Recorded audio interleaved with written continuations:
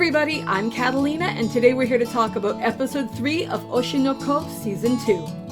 I think that my favorite thing about today's episode is the fact that Kana was able to so fully relate to what's going on with Abiko sensei without actually ever saying it directly, because when she's thinking about the situation that they're having with Abiko sensei, she's actually thinking back on her own experiences as a child actor who was exceptionally talented, and the challenge that when you are super gifted at something, sometimes that can really mess with your insight into understanding what other people are doing around you, and sometimes it can give you a really big head.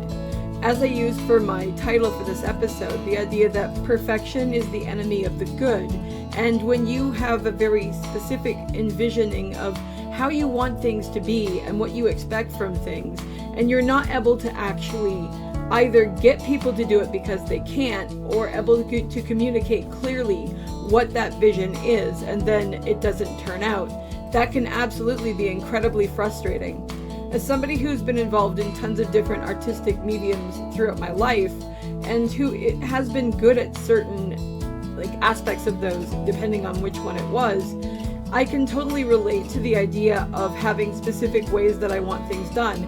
Even if I was thinking about something like doing some sort of group project at school. I know, thinking back on my own life, that growing up, sometimes I would get into a group with certain people and they would be potentially lazy or whatever, and I was always somebody who wanted straight A's.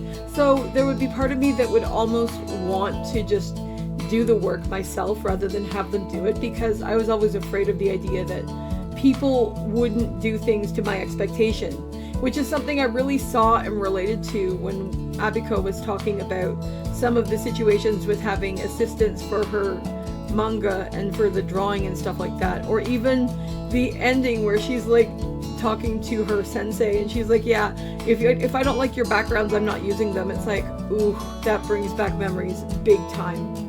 Because that is something for certain people who are really into certain things and who are very passionate about them and stuff, where that can definitely be a danger.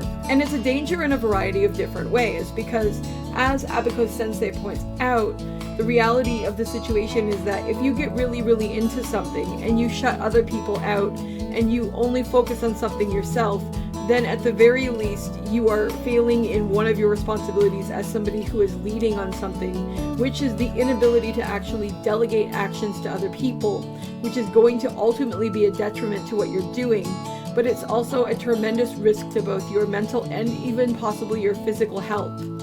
The state of the room that Abiko was working in is a good testament to that, and to what kinds of things can happen when somebody starts to lose control of their life, their schedule, and their objectives, and that's just not a good way to live. The statement of clean your room, which is a philosophy that certain aspects of the internet endorse, is a legitimate thing, because often the way that our minds work is actually reflected in our living space. And if your living space is an absolute disaster and it just keeps compounding over and over again, not only is it going to potentially make the stuff you're working on in that space be less productive, but it also reflects the fact that something you're doing in your life is potentially not working and it should really be examined. One thing I will say as far as direct storytelling in this episode is the reality that while I find all of this stuff that's been happening with the authors and everything interesting, I do find it slightly odd that we spent a bit less time with the major characters. I get that this is incredibly important to the overall messaging and style of this anime, because this anime is largely an examination of how things work in different entertainment industries, which means that obviously we're going to be looking at it from a variety of different angles. But I do hope we do get to more interaction between, say, Akane and Aqua and Kana and stuff like that, because I do really like that aspect of the show.